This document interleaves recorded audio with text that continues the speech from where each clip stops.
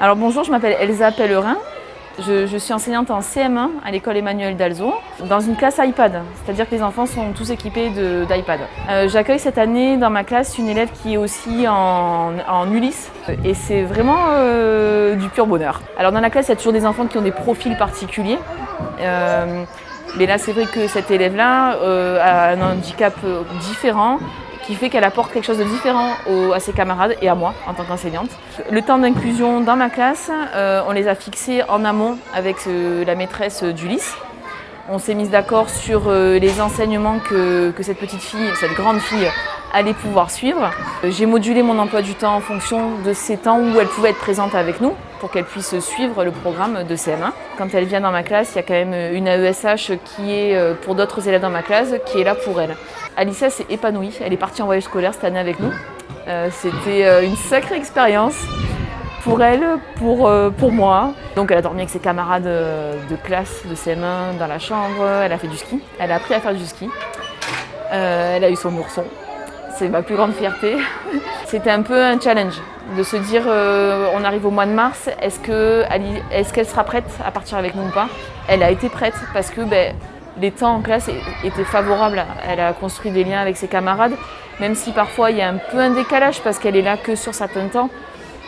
Elle a quand même réussi à trouver sa place et elle faisait partie de la classe. Au-delà de ça, au niveau des apprentissages, elle a fait un bond énorme. En mathématiques notamment, matière où elle avait des facilités, le fait d'être vraiment en CM1 et avec des camarades de son âge à peu près, ça l'a poussée un petit peu à aller plus loin et à vouloir se surpasser.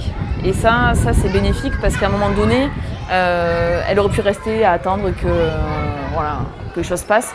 Et en fait, elle s'est accrochée et dans certaines matières, dans certains domaines de mathématiques, c'est une des meilleures de la classe quand même. Après, c'est des temps qu'il faut construire avec l'enseignant, avec les enseignants. C'est-à-dire que quand l'enfant ne se sent pas à l'aise, quand il y a des domaines où il n'est pas bien, il faut en parler. Il faut toujours crever les abcès. En tant que parent, moi si je peux vous donner un conseil, c'est si votre enfant n'est pas à l'aise avec la relation avec ses camarades, avec la maîtresse dans la classe où il va, il faut vraiment en parler. Il ne faut pas laisser les choses couler ou pourrir parce qu'après ça devient trop tard. Donc l'idée c'est que les enfants soient bien et donc que le dialogue soit fluide avec les familles. Ce qui est important également, c'est la présence. Si l'enfant, pendant 2 semaines, ne peut pas être là, de nous tenir au courant. Voilà, parce qu'on est vraiment... on est les enseignants, on se préoccupe de votre enfant et on a envie qu'il soit bien. Et donc il faut qu'on puisse le suivre au mieux. Et ça, des fois, on n'a pas toutes les données et c'est dommage. Vos enfants sont extraordinaires.